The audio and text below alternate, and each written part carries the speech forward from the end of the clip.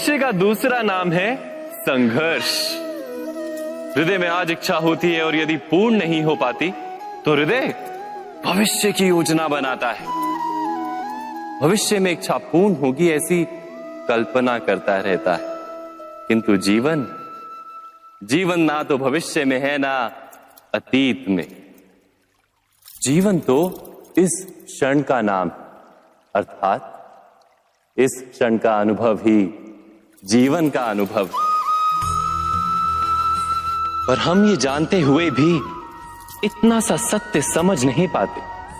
या तो हम बीते हुए समय के स्मरणों को घेर कर बैठे रहते, या फिर आने वाले समय के लिए हम योजनाएं बनाते रहते हैं और जीवन जीवन बीत जाता है। एक सत्य यदि हम हृदय में उतार लें कि ना हम भविष्य देख सकते हैं, ना ही भविष्य निर्मित कर सकते हैं, हम तो केवल धैर्य और साहस के साथ भविष्य को आलिंगन दे सकते हैं, स्वागत कर सकते हैं भविष्य का। तो क्या जीवन का हर पल जीवन से नहीं भर जाएगा? स्वयं विचार कीजिए।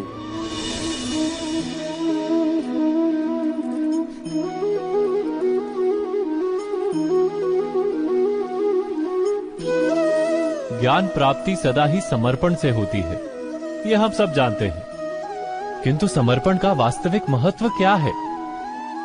क्या हमने कभी विचार किया? मनुष्य का मन सदा ही ज्ञान प्राप्ति में विभिन्न बाधाओं को उत्पन्न करता है।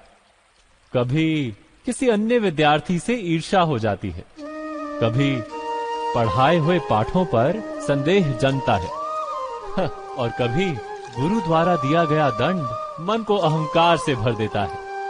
नहीं, क्या ऐसा नहीं होता? न जाने कैसे कैसे विचार मन को भटकाते हैं, और मन की इसी अयोग्य स्थिति के कारण हम ज्ञान प्राप्त नहीं कर पाते। मन की योग्य स्थिति केवल समर्पण से निर्मित होती है। समर्पण मनुष्य के अहंकार का नाश करता है। ईर्ष्या, महत्वाकांक्षा आदि भावनाओं को दूर कर हृदय को शांत करता है और मन को एकाग्र करता है। वास्तव में ईश्वर की सृष्टि में ना ज्ञान की मर्यादा है, ना ज्ञानियों की। गुरु दत्तात्रेय ने तो गाय और श्वान से भी ज्ञान प्राप्त कर लिया था।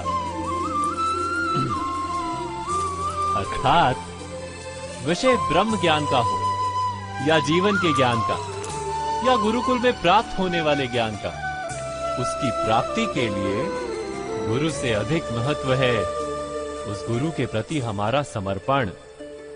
क्या ये सत्य नहीं? स्वयं विचार कीजिए।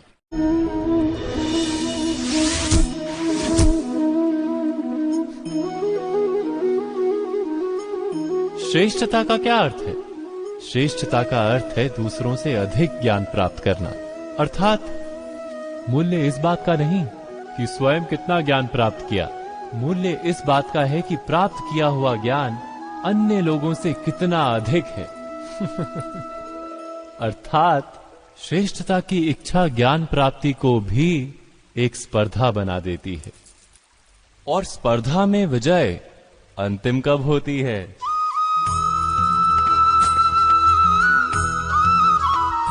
कुछ समय के लिए तो श्रेष्ठ बना जा सकता है, किंतु सदा के लिए कोई श्रेष्ठ नहीं रह पाता। फिर वही असंतोष, पीड़ा और संघर्ष जन्म लेता है। किंतु श्रेष्ठ बनने के बदले यदि उत्तम बनने का प्रयत्न करें तो क्या होगा? उत्तम का अर्थ है कि जितना प्राप्त करने योग्य है वो सब प्राप्त करना, किसी से अधिक पाने की इच्छा से नहीं, मात्र आत्मा की तृप्ति हेतु कुछ प्राप्त करना। उत्तम के मार्ग पर किसी अन्य से स्पर्धा नहीं होती, स्वयं अपने आप से स्पर्धा होती है। अर्थात उत्तम बनने का प्रयत्न करने वाले को देर अबेर सारा ज्ञान प्राप्त हो जाता है। बिना प्रयत्न के ही वो श्रेष्ठ बन जाता है। किंतु जो श्रेष्ठ बनने का प्रयत्न करता है वो श्रेष्ठ बने या ना बने, उत्तम कभी नहीं बन पाता।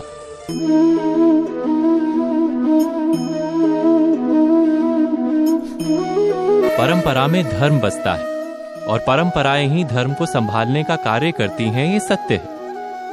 पर क्या केवल परंपरा ही धर्म है?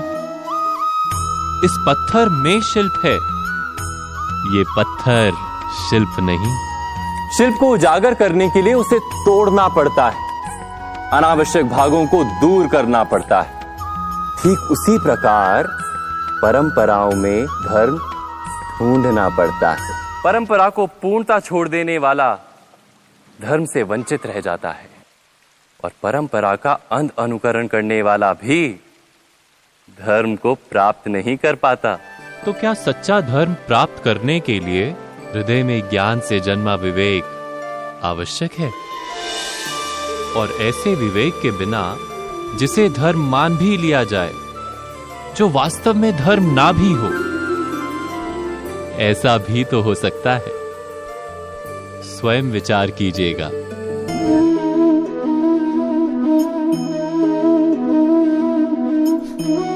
कभी कभी कोई घटना मनुष्य के जीवन की सारी योजनाओं को तोड़ देती और मनुष्य उस आघात को अपने जीवन का केंद्र मान लेता। पर क्या भविष्य मनुष्य की योजनाओं के आधार पर निर्मित होते हैं? नहीं। जब मनुष्य जीवन में किसी एक चुनौती को, एक अवरोध को अपने जीवन का केंद्र मान लेता है, अपने जीवन की गति को ही रोक देता है, तो वो अपने जीवन में सफल नहीं बन पाता और ना ही सुख और शांति प्राप्त कर पाता। अर्थात जीवन को अपने योग्य बनाने के बदले स्वयं अपने को जीवन के योग्य बनाना ही सफलता और सुख का एकमात्र मार्ग नहीं। स्वयं विचार कीजिए।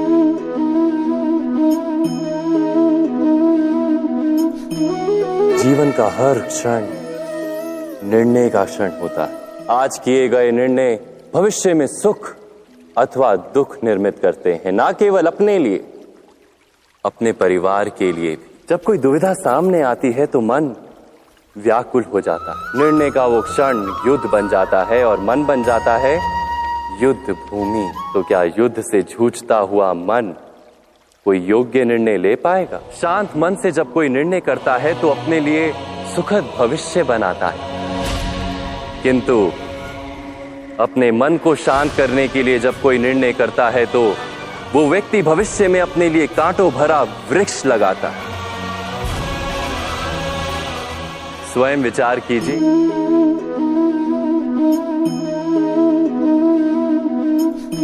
वो व्यक्ति जब निकट आते हैं तो एक दूसरे के लिए सीमाएं और मर्यादाएं निर्मित करने का प्रयत्न अवश्य करें। सीमाओं के द्वारा हम दूसरे व्यक्ति को निर्णय करने की अनुमति नहीं देते और जब स्वतंत्रता का अस्वीकार किया जाता है तो उसका हृदय दुख से भर जाता है और जब वो सीमाओं को तोड़ता है तो हमारा हृदय क्रोध से भर जाता है। पर यदि एक दूसरे की स्वतंत्रता का सम्मान किया जाए तो किसी मर्यादाओं या सीमाओं की आवश्यकता ही नहीं होती।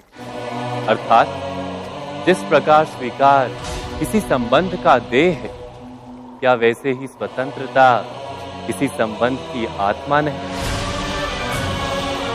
स्वयं विचार कीजिए।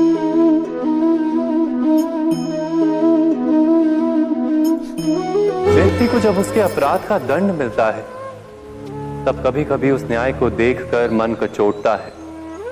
प्रश्न उठता है हृदय में कि जब वो अपराध हुआ था तब व्यक्ति भिन्न था, जैसा कर्म वैसा फल। तो फिर प्रायश्चित और पश्चाताप का कोई मूल्य नहीं है? अवश्य है मूल्य। प्रायश्चित और पश्चाताप मनुष्य की आत्मा को बलवान करता है। आने वाले दंड को स्वीकार करने के लिए मनुष्य को तैयार करता है। अर्थात बिना प्रायश्चित के दंड स्वीकार करने का कोई मूल्य है? स्वयं विचार कीजिए।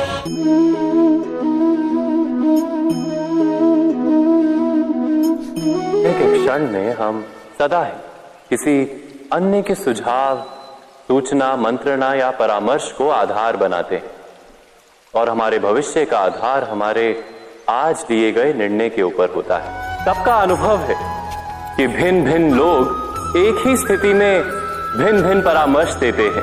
धर्म से भरा हृदय धर्ममय सुझाव देता है और अधर्म से भरा हृदय अधर्म का परामर्श देता है। अर्थात किसी का सुझाव अथवा परामर्श स्वीकार करने से पूर्व स्वयं अपने हृदय में धर्म को स्थापित करना क्या आवश्यक नहीं? स्वयं विचार कीजिए।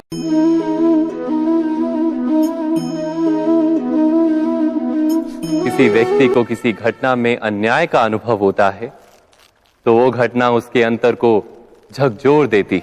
अन्याय करने वाले को अपने कार्य पर पश्चाताप हो और अन्याय भुगतने वाले के मन में फिर से विश्वास जगे समाज के प्रति। इतना ही अर्थ है ना न्याय का। किंतु जिसके हृदय में धर्म नहीं होता वो न्याय को छोड़कर बैर और प्रतिशोध को अपनाता है और इस मार्ग पर चलते अन्याय को भुगतने वाला स्वयं अन्याय करने लगता है। न्याय और प्रतिशोध के बीच बहुत कम अंतर होता है और इसी अंतर का नाम है धर्म।